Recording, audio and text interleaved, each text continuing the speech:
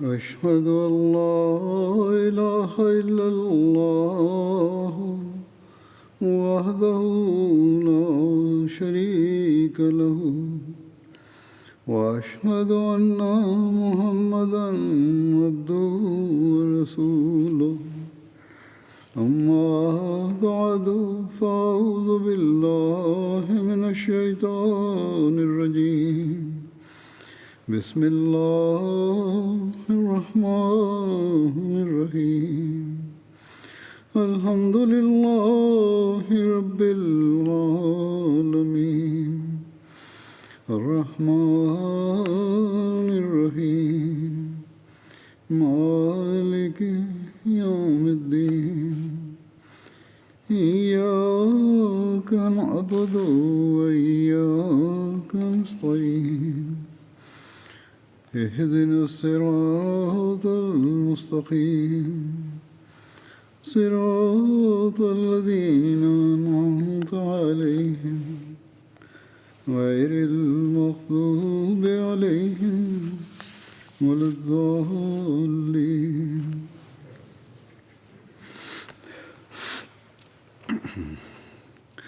حضرت عمر رضی اللہ عنہ کے دور خلافت کا آپ کا ذکر چل رہا تھا.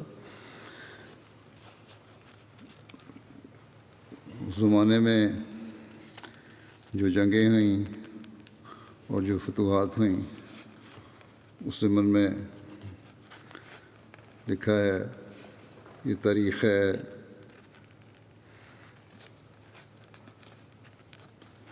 13 ہجری سے 23 ہجری تک. حضرت عمر کا دور خلافت تقریباً 10.5 سال میں محیط تھا.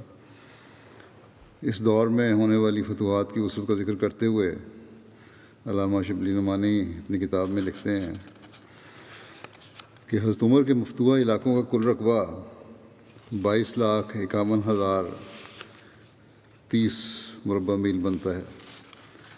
ان مفتوحہ علاقوں میں یہ علاقے شامل ہیں: شام، مصر، ایران اور عراق، خوزستان، آرمینیا، آذربائیجان، فارس، کرمان، خراسان اور مکران، جس میں بلوچستان کا بھی کچھ حصہ آتا ہے.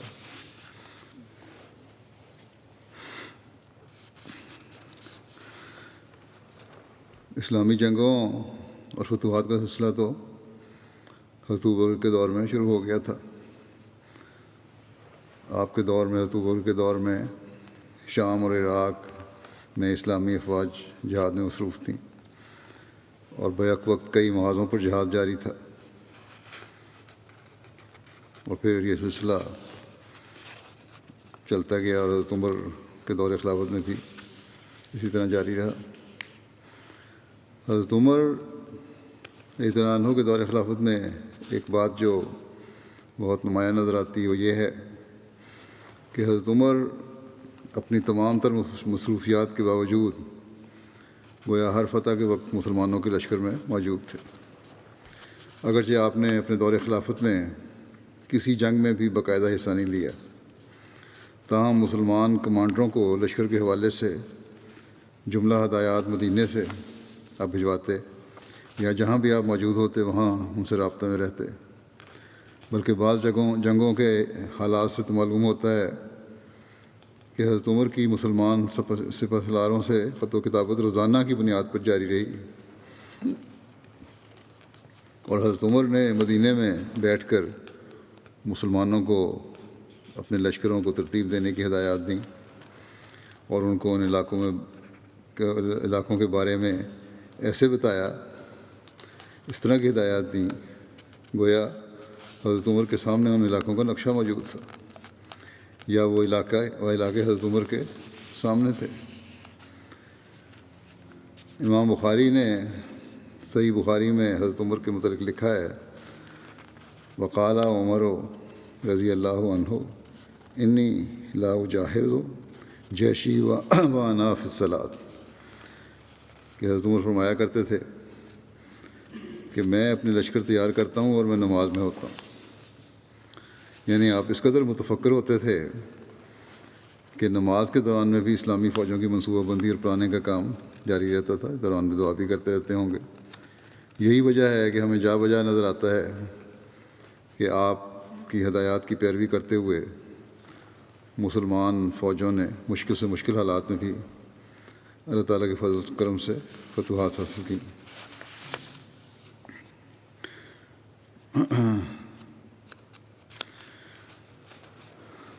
سید میر محمود احمد صاحب نے بھی ایک مقالہ لکھا تھا حضرت عمر کے دور خلافت کا، اور اس سے بھی انہوں نے مدد لی ہے۔ ہمارے نوٹس تیار کرنے والوں نے، ریسرچ سیل نے بعض نوٹس لیے ہیں، لیکن بہرحال یہ اصل ماخذ سے بھی چیک کیے گئے ہیں، ٹھیک ہے۔ اس بارے میں فتوحات ایران و عراق کے بارے میں وہ لکھتے ہیں کہ حضرت ابوبکر کے دور میں اہل فارس کے ساتھ جنگ جاری تھی کہ اس دوران حضرت ابوبکر بیمار ہو گئے، جس کی وجہ سے اسلامی افواج کو پیغامات موصول ہونے میں تاخیر ہو رہی تھی۔ اس لیے حضرت مثنیٰ اسلامی فوج میں اپنے نائب مقرر کر کے خود حضرت ابوبکر کی خدمت میں حاضر ہوئے تاکہ آپ کو جنگ کے حالات سے باخبر کریں اور مزید مدد کی درخواست کریں۔ حضرت مثنیٰ مدینہ پہنچے اور حضرت ابوبکر کو واقعات کی اطلاع دی۔ اس پر حضرت ابوبکر نے حضرت عمر کو بلایا اور یہ وصیت فرمائی کہ اے عمر، میں جو کچھ کہتا ہوں اسے غور سے سنو، پھر اس پر عمل کرنا۔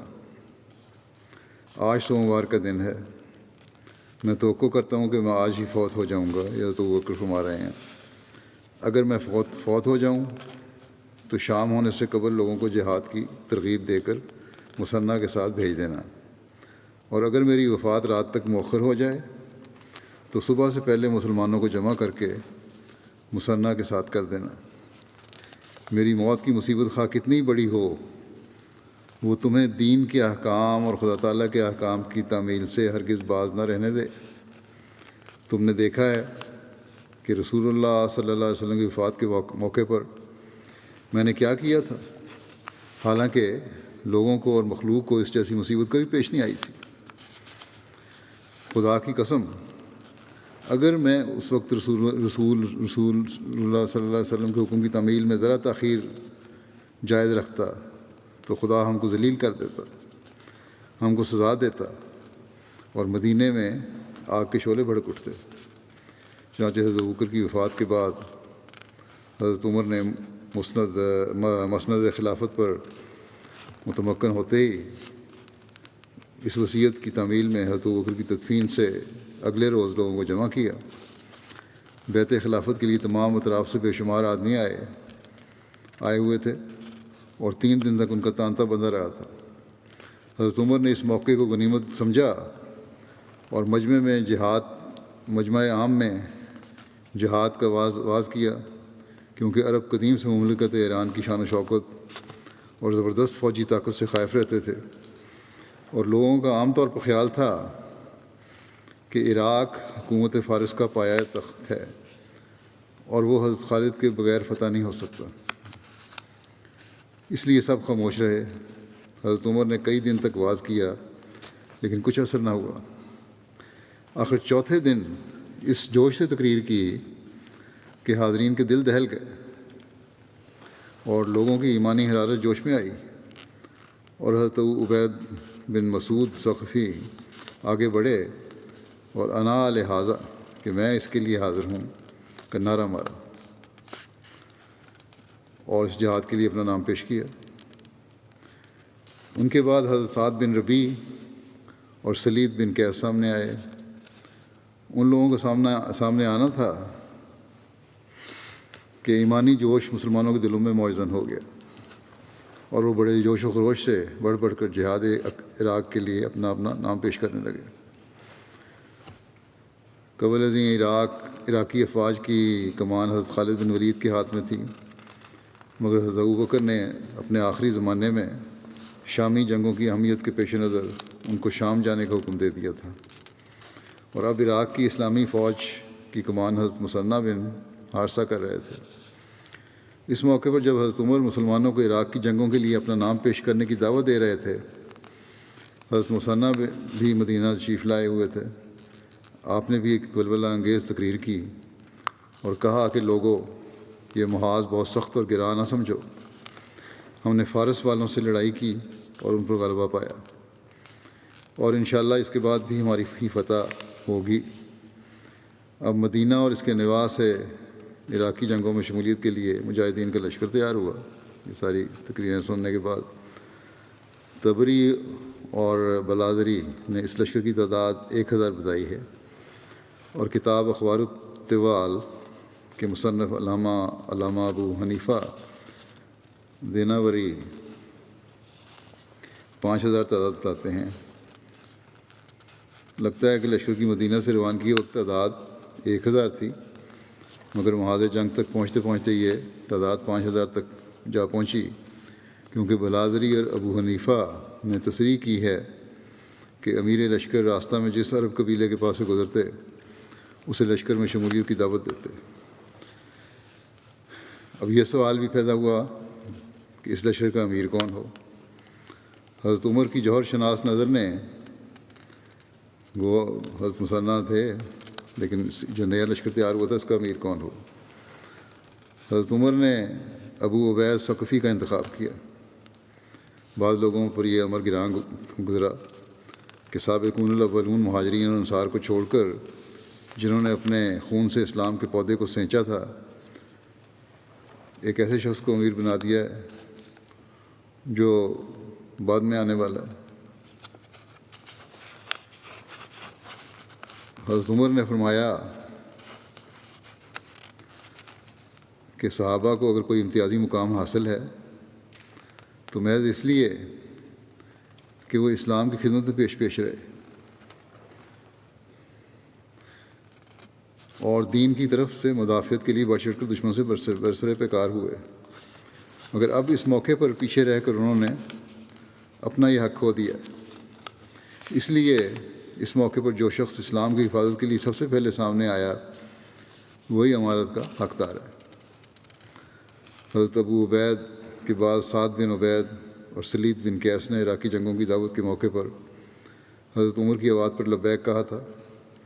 حضرت عمر نے ان دونوں سے مخاطب ہو کر فرمایا کہ اگر تم میری آواز پر لبیک کہنے میں سبقت اختیار کرتے تو قبول اسلام میں سبقت کے باعث میں تمہیں کو یہ کمان سونپتا۔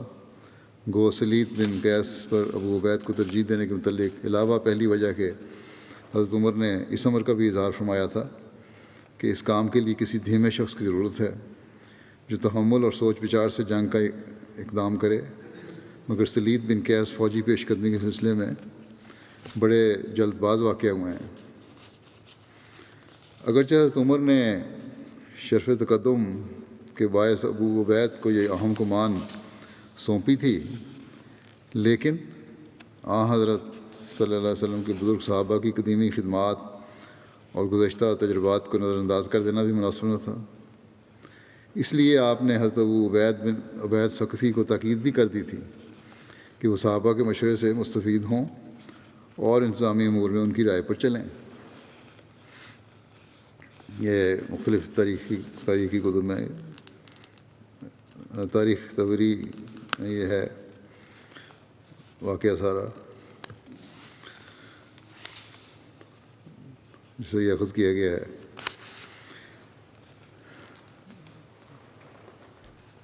13 ہجری میں ایک جنگ ہوئی جو جنگ نمارق اور کسفر کہلاتی ہے۔ حضرت عبید کے لشکر لے کر روانہ ہونے سے قبل ہی حضرت مثنیٰ واپس ہیرا عراق کی قدیمی عربی حکومت کا پایا تخت تھا اور فرات کے مغرب میں اس مقام پر واقع تھا جہاں بعد میں کوفہ آباد ہوا۔ وہاں چلے گئے اور بدستور اپنی فوج کی قیادت سنبھال لی، لیکن جلد ہی ایسی صورتحال پیدا ہو گئی کہ حضرت مثنیٰ کو اپنی افواج سمیت پیچھے ہٹنا پڑا۔ اس کی تفصیل یوں ہے کہ ایرانی دربار میں رؤساء اور امراء کے باہمی اختلافات اور مناقشات کا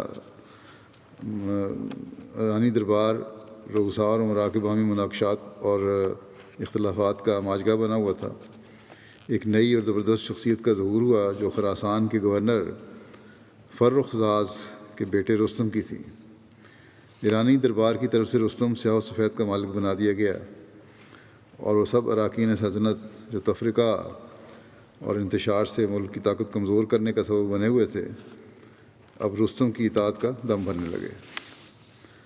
رستم ایک بہادر اور صاحب تدبیر انسان تھا۔ اس نے عنان قیادت ہاتھ میں لیتے ہی مسلمانوں کے مفتوحہ علاقوں میں اپنے کارندے بھجوا کر بغاوت کروا دی اور فرات کے ملحقہ اضلاع میں مسلمانوں کے خلاف سخت جوش بھر دیا اور حضرت مثنیٰ کے مقابلے کے لیے ایک لشکر روانہ کیا۔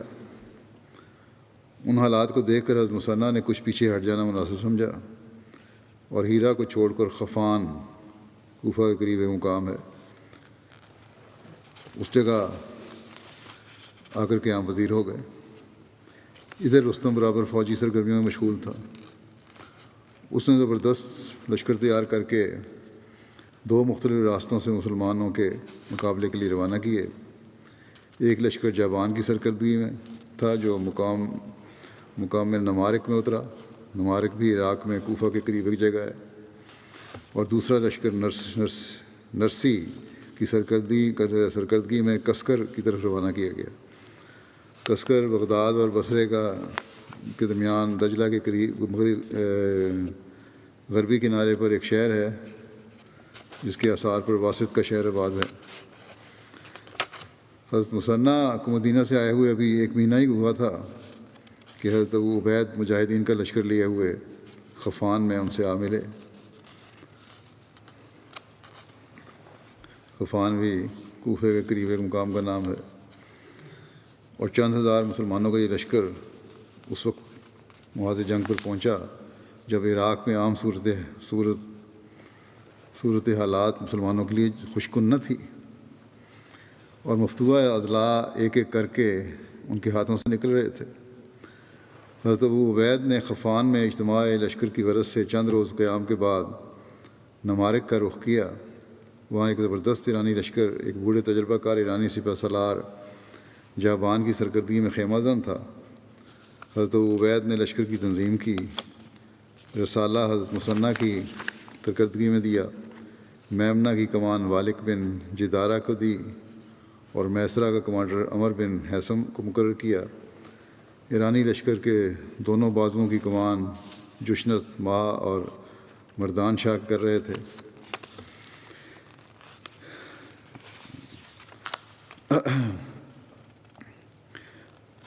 یہ اسلامی اخلاق کا نمونہ اس جنگ میں جو پیش ہوا، اس پر میر محمود احمد صاحب نے اپنا تبصرہ کیا ہوا ہے کہ اسلامی اخلاق کا ایک نمونہ جو ہمیں نظر آتا ہے، نمارک کے مقام پر زبردست مارکہ ہوا اور ایرانی لشکر نے شکست کھائی۔ ایرانی لشکر کا سپہ سالار جابان زندہ گرفتار کر لیا گیا، مگر مطر بن فضہ جنہوں نے جابان کو گرفتار کیا تھا اسے پہچانتے نہ تھے۔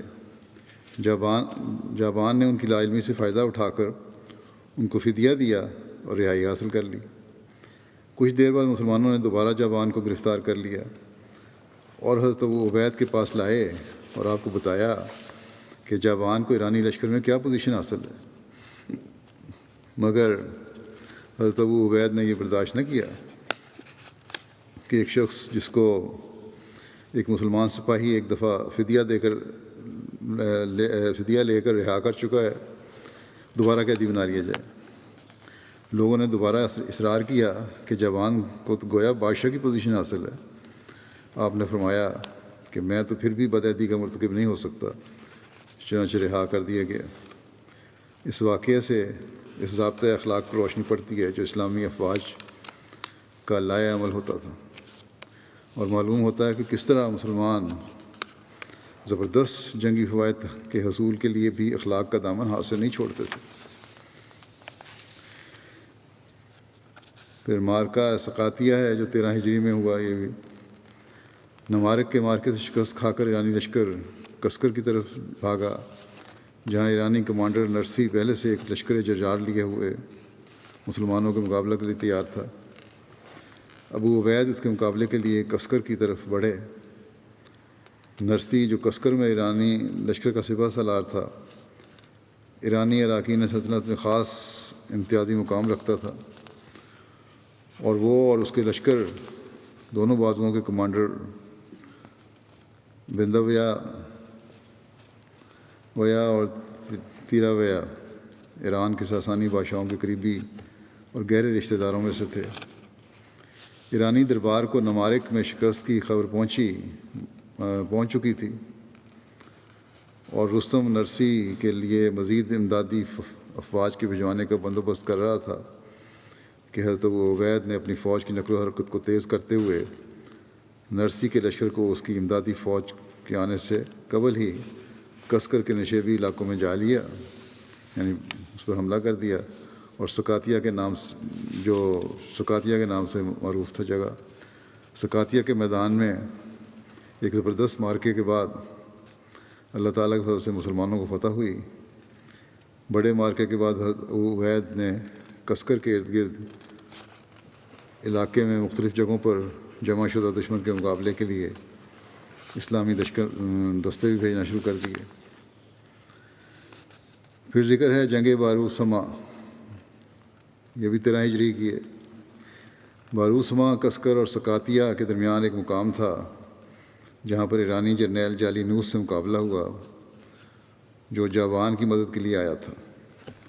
رستم نے نرسی کی امداد کے لیے ایک ایرانی کمانڈر کی سرکردگی میں ایک لشکر کسکر کی طرف روانہ کیا تھا۔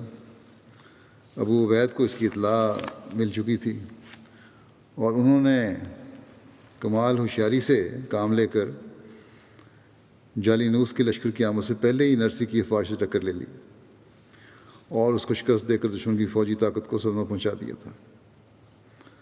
اب جالینوس نے باروسما کے علاقے میں باکوسیاسا مقام پر لشکر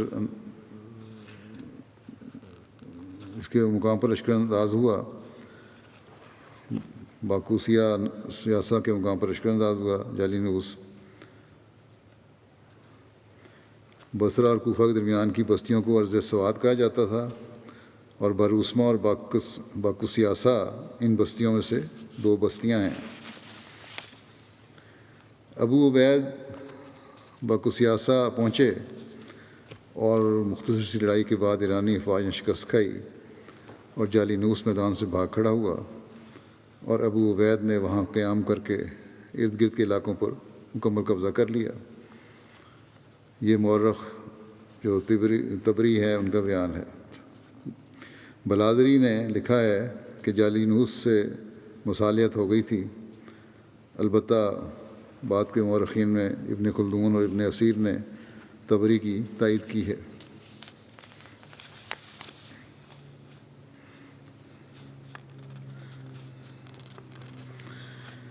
جنگ جسر کا کچھ بیان کچھ عرصہ پہلے ہو چکا ہے، بلکہ یہاں بھی یہ ضروری ہے بیان کرتا ہوں۔ جنگ جسر یہ بھی 13 ہجری میں ہوئی۔ دریائے فرات کے کنارے مسلمانوں اور ایرانیوں کے درمیان لڑی گئی تھی۔ مسلمانوں کی طرف سے لشکر کے سپہ سالار حضرت ابو عبید ثقفی تھے، جبکہ ایرانیوں کی طرف سے بہمن جازویہ سپہ سالار تھا۔ مسلمان فوج کی تعداد 10,000 تھی، جبکہ ایرانیوں کی فوج میں 30,000 فوجی اور 300 ہاتھی تھے۔ دریائے فرات کے درمیان میں حائل ہونے کی وجہ سے دونوں گروہ کچھ عرصے تک لڑائی سے رکے رہے، یہاں تک کہ فریقین کی باہمی رضامندی سے فرات پر جسر یعنی ایک پل تیار کیا گیا۔ اسی پل کی وجہ سے اس کو جنگ جسر کہا جاتا ہے۔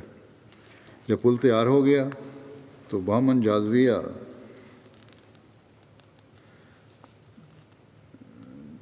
نے حضرت ابو عبید کو کہلا بھیجا کہ تم دریا عبور کر کے ہماری طرف آؤ گے یا ہمیں عبور کرنے کی اجازت ہوگی۔ حضرت ابو عبید کی رائے تھی کہ مسلمانوں کی فوج دریا عبور کر کے مخالف گروہ سے جنگ کرے، جبکہ لشکر کے سردار جن میں حضرت سلید بھی تھے ان کی رائے اس کے خلاف تھی، لیکن حضرت ابو عبید نے دریائے فرات کو عبور کر کے اہل فارس کے لشکر پر حملہ کر دیا۔ تھوڑی دیر تک لڑائی ایسی ہی چلتی رہی۔ کچھ دیر بعد بہمن جازویہ نے اپنی فوج کو منتشر ہوتے دیکھا تو اس نے ہاتھیوں کو آگے بڑھانے کا حکم دیا۔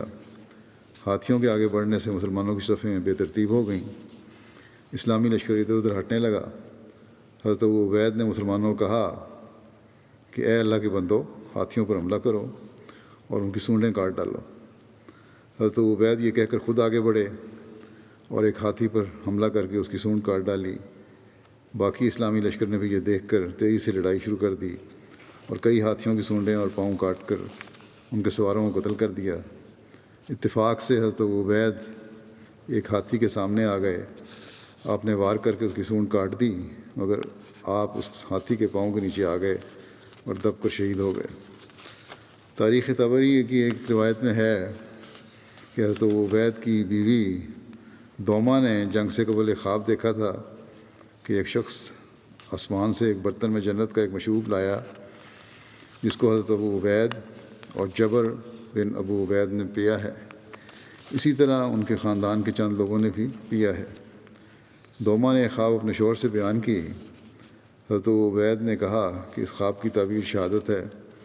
اس کے بعد حضرت ابو عبید نے لوگوں کو وصیت کی کہ اگر میں شہید ہو جاؤں تو جبر سپہ سالار ہوں گے، اور اگر وہ بھی شہید ہو جائیں تو فلاں فلاں شخص سپہ سالار ہوگا۔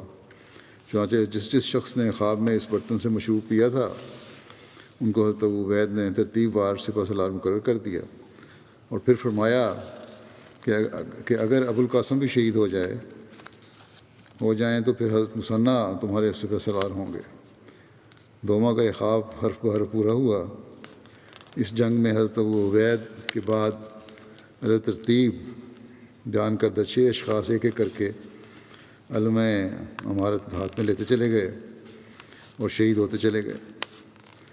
8ویں شخص حضرت مثنیٰ تھے جنہوں نے اسلامی جھنڈے کو لے کر دوبارہ ایک پرجوش حملے کا ارادہ کیا، لیکن اسلامی لشکر کی صفیں بے ترتیب ہو گئی تھیں اور لوگوں نے مسلسل 7 امیروں کو شہید ہوتے دیکھ کر بھاگنا شروع کر دیا تھا، جبکہ کچھ دریا میں کود گئے تھے۔ حضرت مثنیٰ اور آپ کے ساتھی مردانگی سے لڑتے رہے۔ بالآخر حضرت مثنیٰ زخمی ہو گئے اور آپ لڑتے ہوئے دریائے فرات عبور کر کے واپس آ گئے۔ اس واقعہ میں مسلمانوں کو بہت زیادہ نقصان ہوا۔ مسلمانوں کے 4000 آدمی شہید ہوئے، جبکہ ایرانیوں کے 6000 فوجی مارے گئے۔ یہ شکست مسلمانوں کے لیے زیادہ دیر تک ضرر رساں نتائج پیدا کرنے کے موجب بنتی، مگر خوش قسمتی یہ ہوئی کہ قدرتی موقع ایسا پیدا ہو گیا کہ دشمن مسلمانوں کا تعاقب نہ کر سکا، کیونکہ خود ایرانی اراکین سلطنت میں باہمی اختلاف پیدا ہو جانے کی وجہ سے بہمن جازویہ کو واپس جانا پڑا۔ ابن اسیر نے اس کی وجہ یہ لکھی ہے کہ خود ایرانی دارالحکومت مدائن میں اراکین سلطنت کے ایک فریق نے رستم کے خلاف بغاوت کر دی تھی۔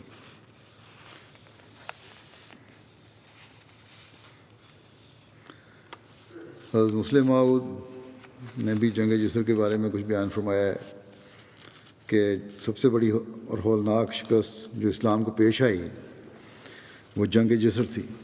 ایرانیوں کے مقابلے میں مسلمانوں کو زبردست لشکر گیا۔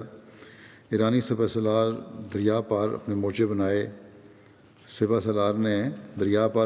بنائے اور ان کا انتظار کیا۔ اسلامی لشکر نے جوش میں بڑھ کر ان پر حملہ کیا اور دھکیلتے ہوئے آگے نکل گئے، مگر یہ ایرانی کمانڈر کی چال تھی۔ اس نے ایک فوج بازو سے بھیج کر پل پر قبضہ کر لیا اور تازہ حملہ مسلمانوں پر کر دیا۔ مسلمان مصلحتاً پیچھے لوٹے، مگر دیکھا کہ پل پر دشمن کا قبضہ ہے۔ گھبرا کر دوسری طرف ہوئے تو دشمن نے شدید حملہ کر دیا اور مسلمانوں کی بڑی تعداد دریا میں کودنے پر مجبور ہو گئی اور ہلاک بھی ہو گئی۔ مسلمانوں کا یہ نقصان ایسا خطرناک تھا کہ مدینہ تک اس سے ہل گیا۔ حضرت عمر رضی اللہ تعالیٰ عنہ نے مدینہ والوں کو جمع کیا اور فرمایا کہ اب مدینہ اور ایران کے درمیان کوئی روک باقی نہیں، مدینہ بالکل ننگا ہے اور ممکن ہے کہ دشمن چند دنوں تک یہاں پہنچ جائے، اس لیے میں خود کمانڈر بن کر جانا چاہتا ہوں۔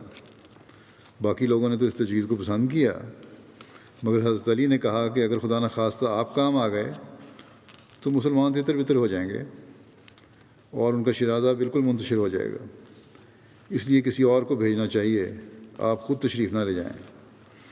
اس پر حضرت عمر نے حضرت سعد کو، جو شام میں رومیوں سے جنگ میں مصروف تھے، لکھا کہ تم جتنا لشکر بھیج سکتے ہو بھیج دو، کیونکہ اس وقت مدینہ بالکل ننگا ہو چکا ہے، اور اگر دشمن کو فوری طور پر نہ روکا گیا تو وہ مدینے پر قابض ہو جائے گا۔ یہ ذکر ابھی چل رہا ہے، انشاءاللہ آئندہ بیان کروں گا۔ یہ تو اس جنگ کے بارے میں تھا، اس کی مزید تفصیلات باقی جنگوں کی بھی آئندہ آئیں گی۔ اب میں اس وقت کچھ مرحومین کا بھی ذکر کرنا چاہتا ہوں، جن کے جنازے بھی پڑھاؤں گا انشاءاللہ۔ اس میں سے پہلا ذکر ہے فتح عبدالسلام صاحب۔ فتح عبدالسلام مبارک صاحب ہیں، پورا نام ان کا، مصر کے تھے۔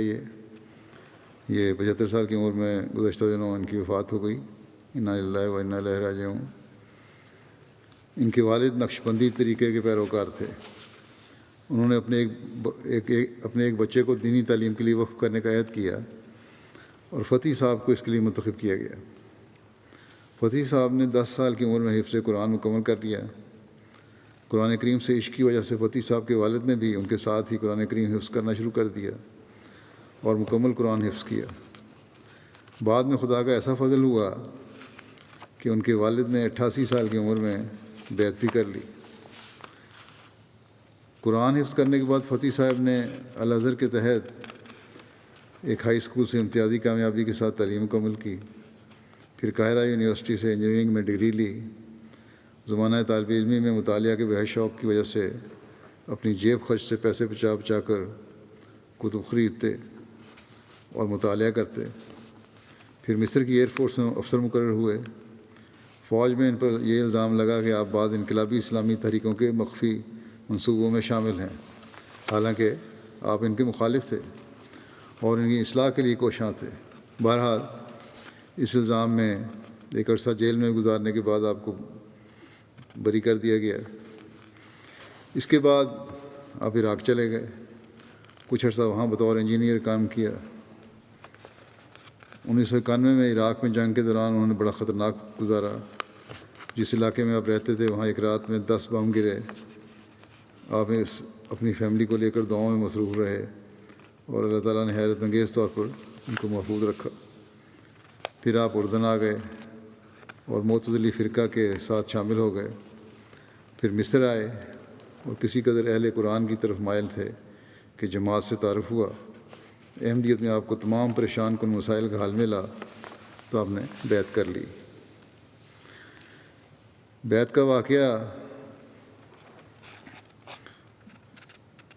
خود بیان کرتے ہیں فتح صاحب کہ 1995 میں مصر میں ابن خلدون نامی ایک علمی مرکز میں مختلف لیکچرز ہوتے تھے۔ وہاں مجھے بھی متعدد بار لیکچر دینے اور مختلف موضوعات پر سوالات کے جوابات دینے کی توفیق ملی۔ 1998 میں مکرم مصطفیٰ ثابت صاحب نے اس مرکز میں میرا لیکچر سنا تو بہت تعریف کی اور اپنے گھر دعوت دی، جہاں مجھے 3 گھنٹے کی ایک ویڈیو کیسٹ دکھائی جس میں مکرم حلمی شافی صاحب مرحوم نے دجال کے متعلق حدیث میں مذکورہ امور کی ایک ایسی تعویل بیان کی جو مجھے بہت پسند آئی ہے۔ فتح صاحب کہتے ہیں کہ میرے پوچھنے پر ثابت صاحب مرحوم نے بتایا کہ یہ تفسیر جو ہے یہ قاتل دجال حضرت مسیح موعود علیہ السلام کی ہے۔ 1999 میں مصطفیٰ ثابت صاحب نے کہتے ہیں مجھے کتاب اسلامی اصول کی فلاسفی دی، جس نے میرے اندر ایک عجیب انقلاب پیدا کر دیا اور میں نے امام مہدی علیہ السلام کے بارے میں تفصیلی تحقیق کا فیصلہ کر لیا۔ میں اپنی ذاتی تحقیق سے اس نتیجے پر پہنچا ہوا تھا کہ ناسخ و منسوخ کا عقیدہ غلط اور قرآن کی حرمت کے خلاف ہے۔ نیز آزادی مذہب کا میں قائل تھا۔ احمدیت کے بارے میں تحقیق کرنے لگا تو دیکھا کہ احمدیت تو انہی باتوں کا پرچار کرتی ہے۔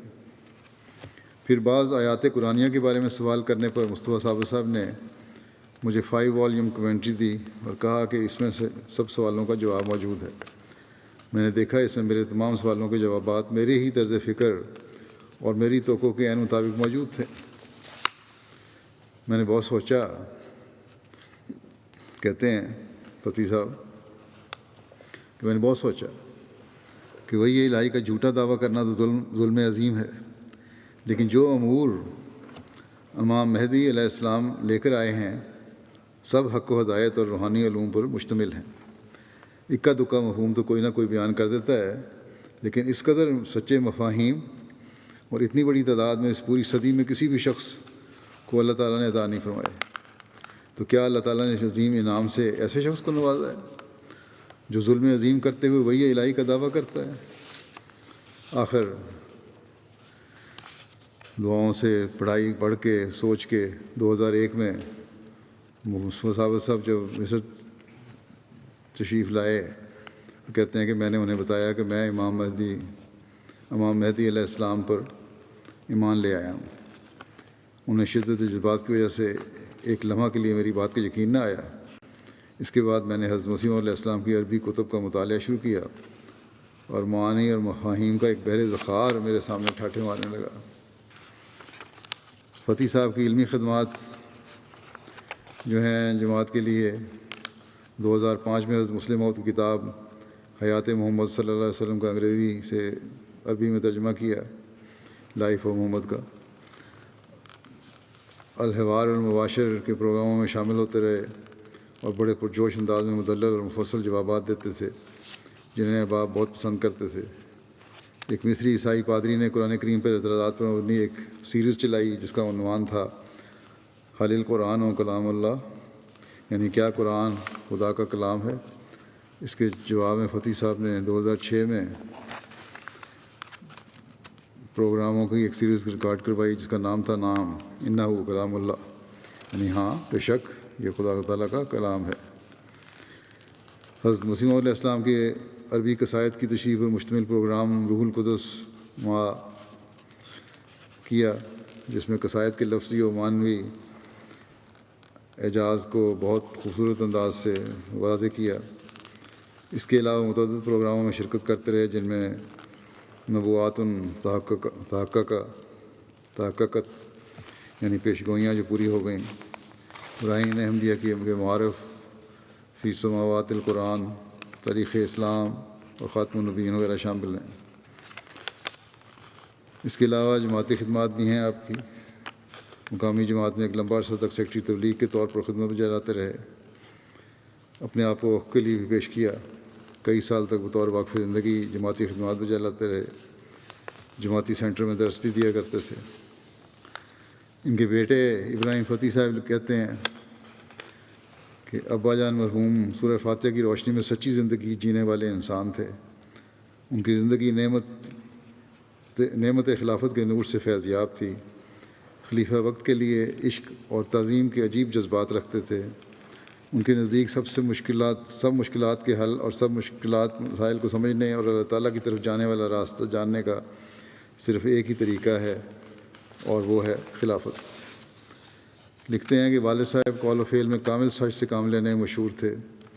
ہر کام سے پہلے ہمیشہ دعا اور خدا کے حضور گڑگڑاتے تھے۔ اگر ان سے کوئی کہتا کہ مجھے نصیحت کریں تو اسے کہتے کہ دعا کرو اور اللہ تعالیٰ سے صراط مستقیم طلب کرو اور خلیفہ وقت کو دعا کے لیے لکھو۔ اب گہرا علم اور وسیع معلومات رکھتے تھے۔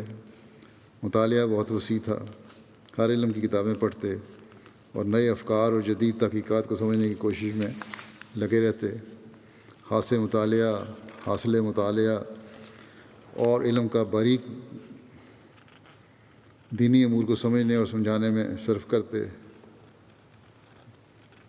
اور علم کو حاصل مطالعہ اور علم کو باریک دینی امور کو سمجھنے اور سمجھانے میں صرف کرتے۔ درس و تدریس میں ان کا انداز بہت خوبصورت تھا اور اس دوران کبھی کبھی مزاح بھی کرتے تھے۔ حضرت مسیح موعود علیہ السلام کی کتب کو ہمیشہ پڑھتے رہتے اور ان سے معارف کے موتی نکال کر انہیں اپنی روزمرہ زندگی میں مشعل راہ بناتے۔ جمعہ کے روز اپنے لیکچر میں اور MTA کے پروگراموں میں یہ معارف بیان کرتے تھے۔ خدمت دین کا جذبہ بہت تھا۔ یہ کہتے ہیں کہ ہسپتال میں جب بیمار تھے داخل تھے، سانس میں دشواری کے باوجود نرسوں کو احمدیت کی تبلیغ کرتے رہے۔ جن اعلیٰ اخلاق کی لوگوں کو نصیحت کرتے، گھر میں ان پر عمل کر کے دکھاتے۔ اسر و یسر میں سچائی اور تقویٰ سے چمٹے رہے۔ اللہ تعالیٰ سے ملاقات کی انہیں بہت تڑپ تھی۔ اکثر کہتے کہ اس دنیا کی کوئی حیثیت نہیں ہے، اس دنیا میں آخرت کے لیے عمل کرنا ہی حقیقی نجات ہے۔ اکثر خدا تعالیٰ سے ملنے کے لیے شوق کی باتیں کرتے تھے۔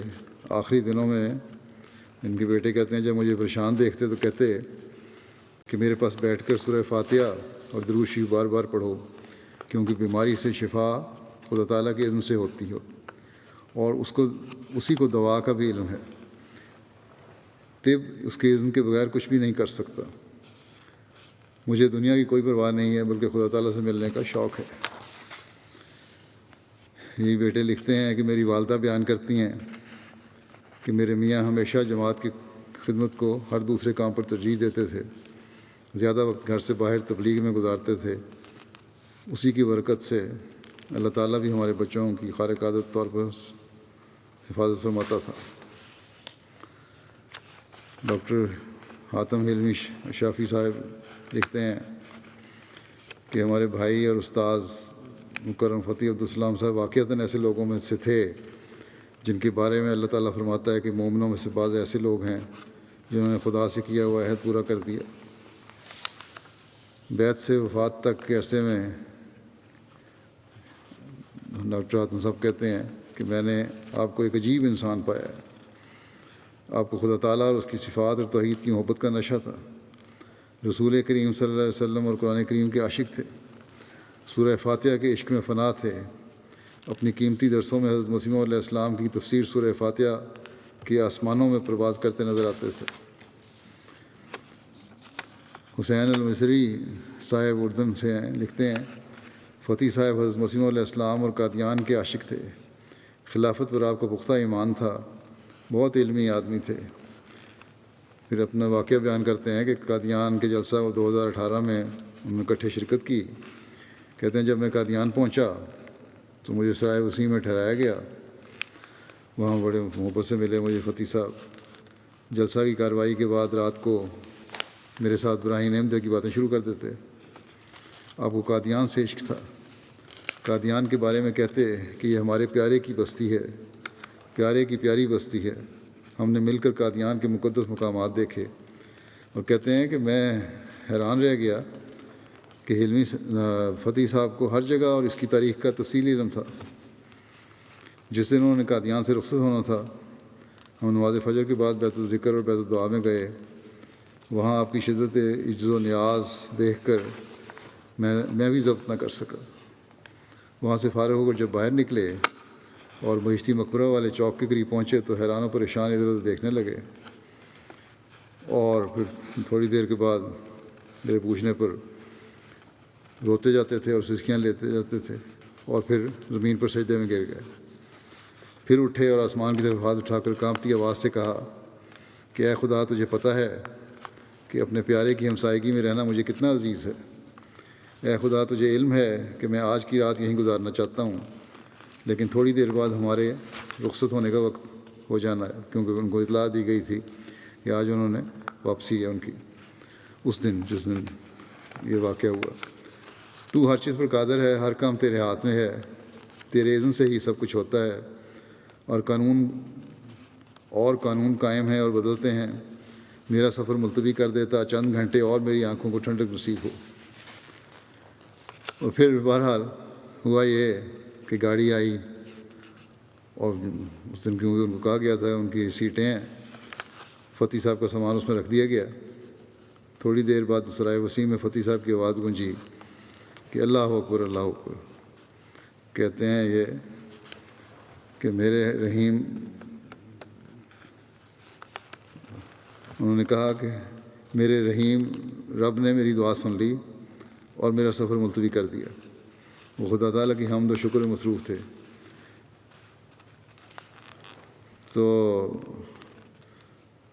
کہتے ہیں میں نیچے اترا تو انہوں نے بڑے زور سے مجھے گلے سے لگا کر فرمایا، فتح صاحب نے، کہ آپ نے دیکھا کیسے اللہ تعالیٰ نے ہمارے پیارے مسیح موعود علیہ السلام کی برکت سے ہماری دعائیں قبول فرمائیں، اور کس طرح قبول فرماتا ہے۔ پھر ان کی آنکھوں میں آنسو آ گئے اور انہیں دیکھ کر میں بھی اشک بار ہو گیا۔ بتانے لگے کہ منتظمین کو غلطی لگی تھی کہ میری فلائٹ آج ہے، وہ آج نہیں تھی بلکہ اگلے دن تھی یا کسی اور دن تھی۔ ان کو اپنی وفات کا بھی کہتے ہیں پتہ چل گیا تھا، جس کا اظہار انہوں نے حسین صاحب سے کیا، اور جو پروگرام وہ بنا رہے تھے MT کے لیے اس کے لیے ہدایات بھی دیں کس طرح بنانا ہے۔ حضرت مسیح علیہ السلام کو ایک اعلان ہوا تھا کہ یدعون لکا ابدال الشام و عباد اللہ من العرب، یعنی تیرے لیے ابدال شام کے دعا کرتے ہیں اور بندے خدا کے عرب میں سے دعا کرتے ہیں۔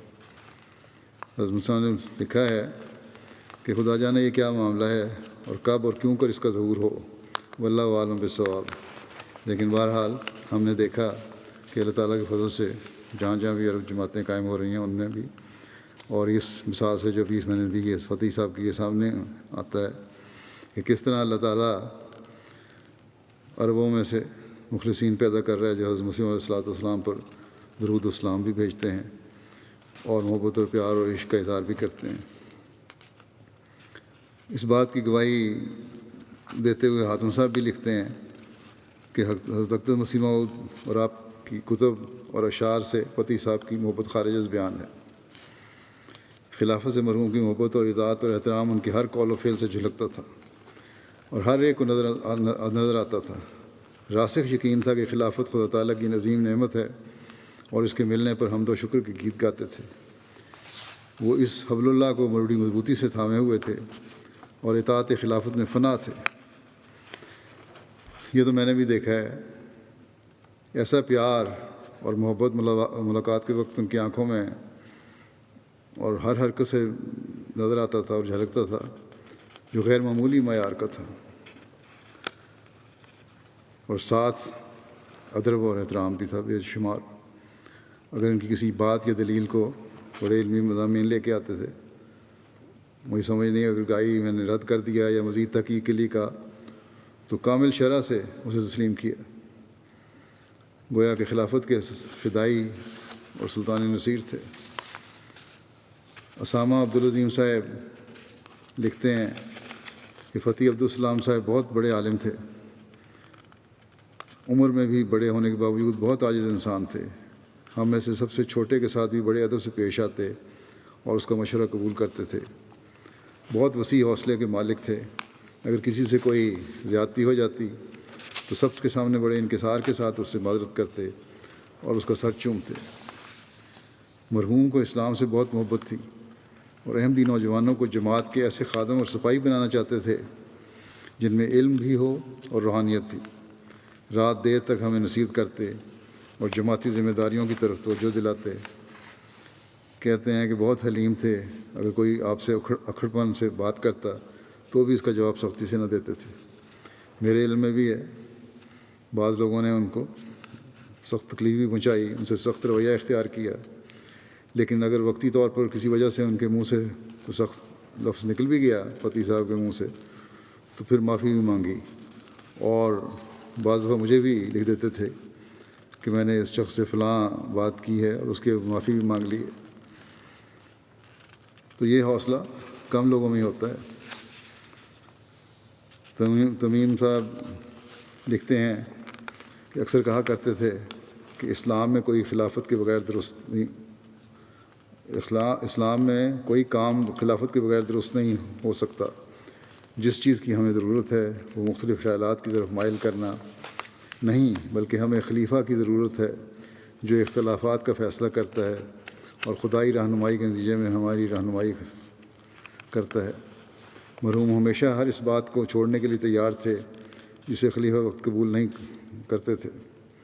جب بھی حضور کہتے ہیں آپ سے مل کر آتے ایک عجیب خوشی سے مخبول نظر آتے اور بڑے وجد اور محبت سے ملاقات اور اس میں ہونے والی باتوں کا تذکرہ کرتے۔ فلسطین سے خاتون سما صاحبہ کہتی ہیں میں نے خواب میں دیکھا جو حقیقت لگتا تھا کہ میں اور میری بہن سحر بیٹھی ہیں اور اس نے مجھے کہا کہ اسے کسی نے بتایا ہے کہ ایک فرشتہ ایک مجلس میں بیٹھے ہوئے احمدیوں کو گھیرے ہوئے تھا۔ جب فتح صاحب آئے تو فرشتے نے فتح صاحب سے کہا کہ تم چنبیلی کا سب سے خوبصورت پھول ہو۔ اس پر میں اپنی بہن کو کہتی ہوں کہ فتح صاحب کتنے پاک صاف ہیں۔ طاہر ندیم صاحب عربی ڈیسک کے ہیں، لکھتے ہیں کہ ان میں خوبی یہ تھی کہ باوجود ایک بڑے عالم ہونے کے وہ شخص عاجزی کا پتلا تھا۔ حضرت مسیح علیہ السلام کے کلام سے ایسا والہانہ لگاؤ اور عشق تھا کہ ابراہیم احمدیہ کو انہوں نے نہ جانے کتنی مرتبہ پڑھا اور اس کے نئے نئے مطالب نکال کر پیش کرتے رہتے تھے۔ اس پر انہوں نے کئی پروگرامز بھی ریکارڈ کروائے۔ جلسہ کی بھی رونق تھے، ہم جانتے ہیں سارے، ہر بڑی پرزور آواز تھی اور آخری دن بڑے پرجوش نعرے بھی لگایا کرتے تھے۔ ایک جوش ہوتا تھا ان کے نعروں میں بھی، اور لگتا تھا دل سے آواز پھوٹ رہی ہے۔ اللہ تعالیٰ ان کے بچوں کو بھی ان کے نقش قدم میں چلنے کی توفیق عطا فرمائے، اور ان کی دعائیں جو ہیں بچوں کے لیے وہ بھی قبول فرمائے، ان کے درجات بلند فرمائے۔ اگلا ذکر ہے مکرمہ رضیہ بیگم صاحبہ، جو خلیل مبشر صاحب سابق مبلغ انچارج کینیڈا اور امیر مشنری انچارج، سابق امیر مشنری انچارج سیرا لیون کی اہلیہ تھیں۔ یہ بھی گزشتہ دنوں وفات پا گئی ہیں، انا للہ و انا الیہ راجعون۔ خلیل صاحب لکھتے ہیں کہ میری اہلیہ رضیہ بیگم میدان تبلیغ کے طویل عرصے کے دوران اپنے واقف زندگی خامد کے ساتھ شانہ بشانہ صبر، جوش اور ولولے کے ساتھ خدمت سلسلہ کی توفیق پاتی رہیں۔ افریقہ میں خصوصیت سے آپ کو بھرپور انداز میں مہمان نوازی اور خدمت کی توفیق ملتی رہی، کبھی بے جا مطالبہ نہیں کیا، اور ہر حال میں صبر و شکر کے ساتھ وقف زندگی خامد کے ساتھ مل کر خدمت دین کی توفیق پائی۔ مرحومہ عبادات میں باقاعدہ تھیں، صدقہ اور مالی قربانی میں دلی شغف اور جوش کے ساتھ حصہ لیتیں۔ وفات سے قبل تمام چندہ جات کی ادائیگی کو مکمل کیا۔ مرحومہ موسیہ تھیں، عثمان گان میں ایک بیٹا اور 3 بیٹیاں، اور باقی آگے ان کی نسلیں ہیں۔ اللہ تعالیٰ مرحومہ سے مغفرت اور رحم کا سلوک فرمائے، درجات بلند فرمائے۔ اگلا ذکر ہے محترمہ سائرہ سلطان صاحبہ اہلیہ ڈاکٹر سلطان مبشر صاحب۔ ان کی بھی گزشتہ دنوں ہارٹ اٹیک کی وجہ سے وفات ہو گئی، انا للہ و انا الیہ راجعون۔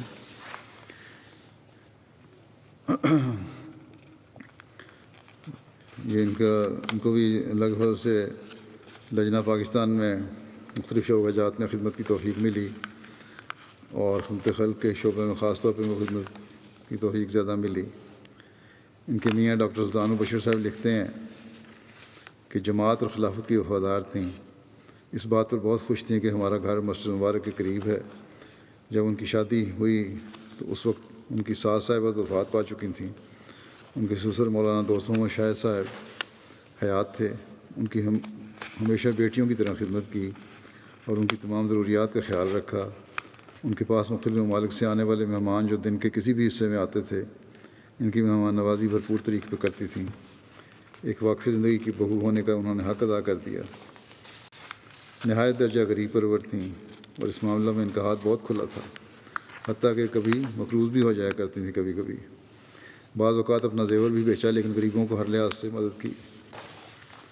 چندہ جات میں باقاعدہ تھیں، موسیہ تھیں، زیور بیچ کے بھی انہوں نے اپنے بعض چندے ادا کیے، بعض تحریکات میں زیور دیا۔ نہ صرف اپنا بلکہ اپنے مرحوم والدین کی طرف سے بھی بہت نفاست پسند تھیں، دعا گو تھیں، صوم و صلات کی پابند تھیں، تہجد گزار تھیں۔ اللہ تعالیٰ ان کے مغفرت اور رحم کا سلوک فرمائے، درجات بلند فرمائے۔ ان کے بچے 2 بیٹے ہیں، ان کو بھی ان کی نیکیوں کو جاری رکھنے کی توفیق عطا فرمائے، صبر اور حوصلہ عطا فرمائے، بچوں کو بھی اور ڈاکٹر صاحب کو بھی۔ اگلا ذکر ہے مکرمہ وسون المعظمانی صاحبہ، سیریا کی ہیں، جو ترکی میں تھیں آج کل۔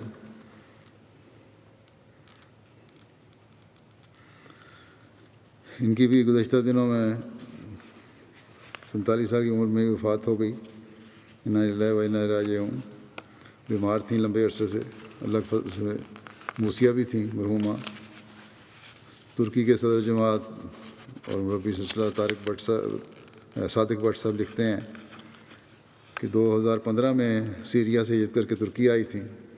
2016 میں ان کا تقرر بطور صدر لجنہ اسکندرون ہوا، اور تادم آخر بطور صدر لجنہ خدمت بجا لاتی رہیں۔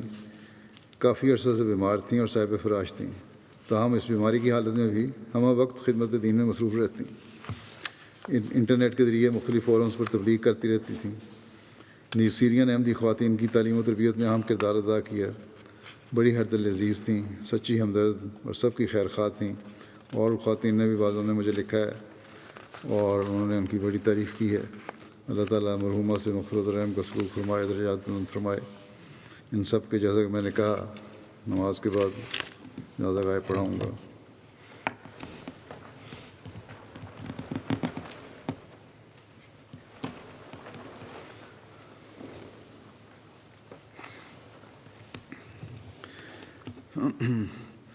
अल्हम्दुलिल्लाह नहमदुहु व नस्तईनुहु व नस्तग़फिरुहु व नु'मिनु बिही व नतवक्कलु अलैहि व नऊज़ु बिल्लाहि मिन शुरूरि अनफुसिना व मिन सय्यिआति अअमालिना।